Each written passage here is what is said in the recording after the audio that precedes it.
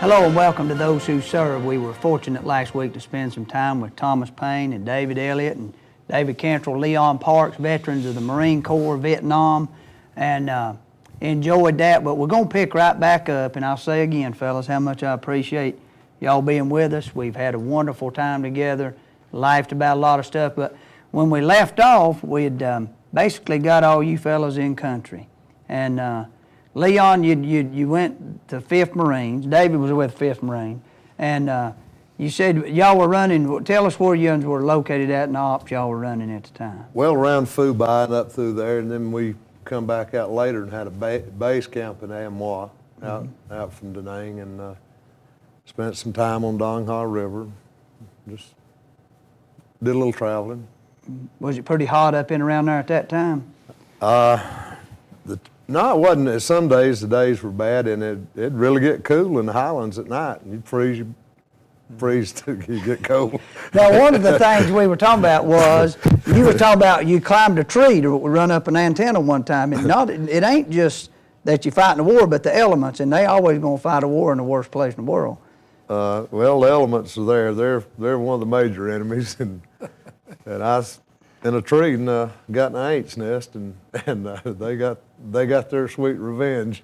And you said you just bailed out backwards, didn't know what had got a hold of you. Didn't know what in the world's wrong. And I'd had several leeches on me down through the months, but those ants, I never saw anything like them. They were big old huge ants, and they were just having a field day. Yeah. Thomas, you ever run up on something like that out there? Leeches. We got a lot of leeches up where we was at up there, going across rivers and creeks and stuff. Get leeches on your legs and stop and get them off, but no ants or nothing. David, tell us a little bit about being a FO down there. I mean, y'all were going to call in fire missions, you'd register them of a night, and tell us a little about just being a FO out there. Well, we called in artillery for the infantry. I was, like I said, I was a Mike Company, 3rd Battalion, 26th Marines, and we called in the artillery for them. Well, every night when you set up, you would once you found where you was going to set up and start digging in, you'd figure out your avenues of approach.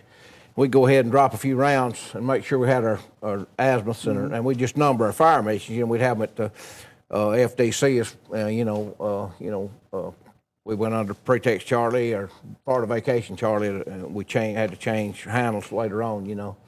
But we was Charlie 6-4, and we'd call in, fire mission number 1. If we were coming in from that avenue approach where mission number 1 had been spotted rounds had failed, while they could just automatically fire the rounds, for us at night. And if we got into, if we got hit real bad that night, we could either call in a gun. They'd fire flares for us out of the artillery till we could get a ship in, a flare ship in. Sometimes get a plane in to drop your flares and so forth if you getting hit real bad at night. But just anytime we was getting hit or need to soften the place up or catch some in the open we couldn't get to, we'd go ahead and start dropping artillery on them or try to, as best we could. Yeah.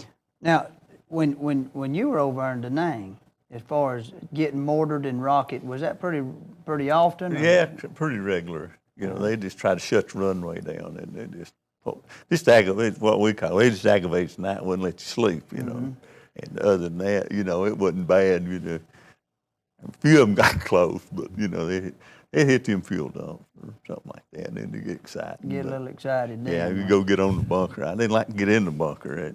It's too close thinking. I didn't like that. Yeah. I just stay up on top, Take a chance up high. Well, I won't see it coming. It won't get me.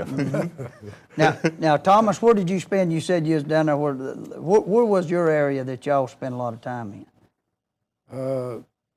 Well, after Camp Evans, about 2 months, we moved to Dong Ha. Was our rear base. Then we started running patrols on the Quaviet River, keep a river open, and the Dong Ha River. We just in that. There's like 4 or 5 bases, a fire base. It's called, I don't remember. Well, Contien, the Rock Pile, Don Juan, Dong Ha. Jillian in that one. There's several more little outposts, We just they started hitting the CBs, bringing supplies into the north. So we kept that river open all the time and just run patrols, ambushes, and just us and them, you know, just we'd run into them. And Now, you quickly, you said the guy that was the gunner rotated home and you took over the gun. How Yeah, long did you spend on the gun, on the 60? probably about 3 months, I guess, something like 3 months. Everybody's rotating, getting killed and stuff. And I think he rotated, and the squad leader rotated, and I was senior man by then, because like people coming and going all the time. So I looked up, and I didn't look up, they give me squad leader. What So I rank had were two you carrying at guns that then. time? What kind of rank was you carrying at that time? I was corporal. I made corporal in about 6 months. So how long did it take you to make some rank over there, Leon? I picked up corporal when I was there. Like Thomas said, you know, there's people rotating and whatnot, and pretty soon you're a senior man. Yeah. It's not because we were qualified or I was qualified. It's all of a sudden you look around, you're a senior man. Yeah. Yeah, and you sometimes, I guess you're so proud that them boys took the time, worked with you when they did when you first come in country, 'cause Oh yeah, that's because I was fortunate. I had a lot of career men, and they don't want to get hurt, and people like us get them hurt. So it's to their best advantage to train you and acclimate you to the best of their ability to keep themselves and you alive and not hurt, because nobody wants to get hurt. I don't think. no, nobody done it. And that's the reason they were good, because it was their well-being and as to look after us. Because, well, just take a fire team. If you don't have a good fire team leader or a good squad leader, you're going to get people hurt or worse. Yeah. And so it's everybody's best ability to be, you know, the best you can be. Now, every now and then you get somebody, I know you talked about a fellow y'all had that wasn't team-minded. I mean, most time you want those team-minded you've had people. several of those. Nobody, If you come through. there's nobody can say here. They're called birds. Bird. That's a clean term for them, our Leon. But they're in every organization. ain't they? Oh, absolutely, without a doubt. All right, folks, we're going to have to go away to a break, so you stay tuned to Those Who Serve. We'll be right back.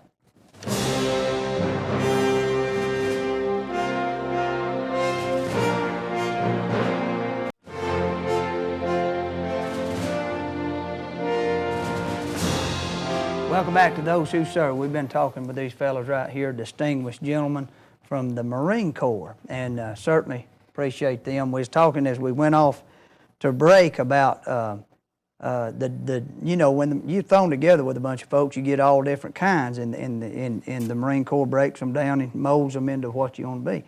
Now, let's talk a little bit about the folks. You've all been very complimentary of your NCOs and your rank, that upper command structure, and I don't know, you probably always felt that way, but tell us a little about, I know, David, you had a German captain. What was his name? Captain de Bona. He was with Mike Company. He was the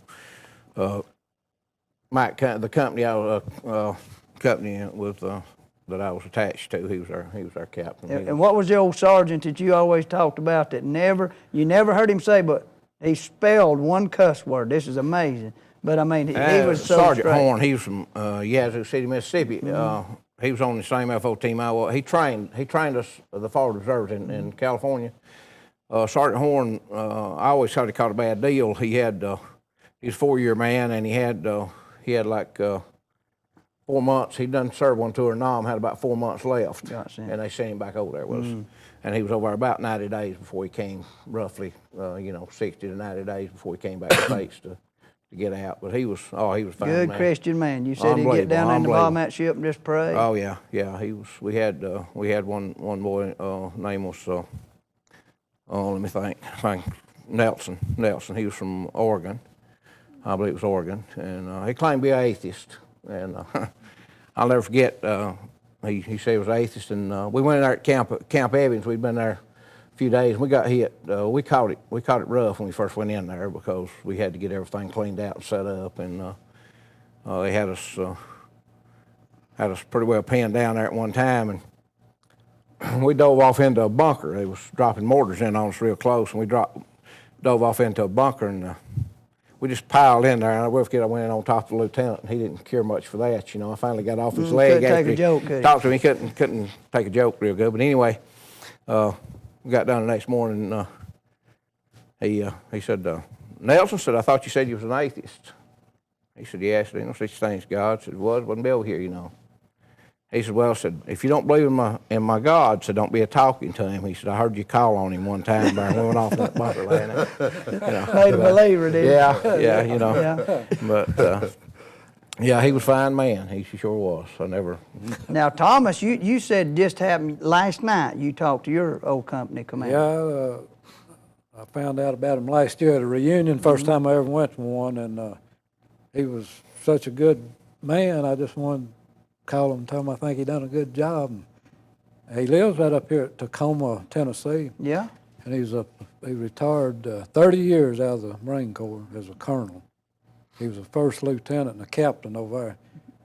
I left him a message here about 3 or 4 days ago. He called last night, just nice he could be. And I got to talk to him. Mm. Mm. Now, David, have you kept track of some of the folks that you served with over there? Or is it No, not really. I hadn't. you have hard enough time I keeping met track of them? one. Was out in New Mexico right after I got out. We went out there and stayed one summer, and I went up to Colorado and spent a weekend with a guy from Danny Dean from Estes Park, Colorado. We went up there and spent the weekend with him, and then I don't know, sometime in the '70s, a guy from Bluefield, West Virginia. He's up in Tennessee doing something. He come over home and spent one day with me. You know, Yeah. and that's all too. I've actually got hold of. I ain't never been to these reunion stuff. I don't know if I. Now, I know David goes to some. Leon, have you kept track of any of the wars you served? Just a couple, three. One man by the name of Kirk, he went the same place David did at Lakehurst. He was a parachute rigger, and I saw him a couple times and keep up with a guy that worked for him as a self-defense instructor over at Charleston and out of Pennsylvania, and one in Wisconsin, and that's about it. But I hadn't been to any of the reunions. Now, David, you was telling us y'all went back to a reunion, and one of the things that happened, somebody reminded you about sitting down by a grave, and tell us a little about what happened when somebody took a pop shot at you. Well, I guess I'd forgot about it, really. You don't have to talk that much, you know. It's things you remember, I guess, and things you forget, you know, but no, we pulled into the cemetery, and I don't know why a bunch of Marines are set up in a cemetery, if you can find one. I mean, if we was moved and we could get one located on the map and we're going to set up for the night, I guess just easy digging and a little coverage, you know, around the tombstones and so forth. But no, I reached and got my straps. I had the PRC 25. Did I do that good on that? You did well. And I had the PRC 25 and my pack, and I reached to get it. My rifle, and I leaned my rifle up and I come down, got my pack, went against that tombstone. Somebody shot that antenna off the side of my head. They shot it off my tape antenna, shot it off my radio, you know. Just a gentle reminder. Yeah, I of the reckon just let combat us know he was there, you know. I don't know. Pretty good shot, I thought. You know? Yeah. Thomas, you have some close calls? Pretty close. Pretty deep, too, wasn't it, Yeah. Thomas? Yeah. 0331 always seemed to be the one drawing attention, didn't it? Well, we was, Yeah. we was around a lot of shooting going on. There's a lot up there when we moved up north there. There's about every day. Just every day something was going on. Plus we'd get a lot of rockets, mortars down on us too, you know. The Conti-N was real bad. Just every morning you might as well get ready because they started shooting at you. Now, we was talking here a while back about, you was telling about always being tired.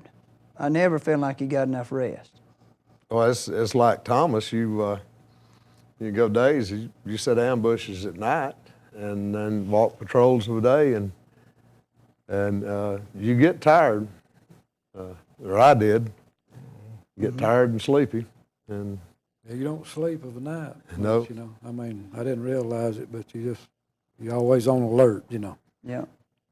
Always trying to stay watching out. But they get you ready for that. I mean, you know, you can, they train you, you know, I reckon, you know, you just, don't think about it till 20 years later, you know how you done it, you know. Yeah. Sit down and go to sleep. Yeah, you just sleep here and there. Yeah. Yeah, just pile up and get a break, and then you're just down. Now, as far as being took care of now, hearing back from the folks from home, you know, how quickly was you able to hear back and forth? What was the lag line between getting a letter from the States over to you? Well, I don't really know, Russell, but David's talking about the C-130s, and Thomas was there a while ago. The only thing I know about that is if we ever saw a C-130 fly over, I mean, that was just like getting fresh blood, because we'd look up and you'd say mail call. We'd have mail call next day. Everything be good then. Everything pick up. Folks, we're going to have to go away to a break, so you stay tuned to Those Who Serve. We'll be right back.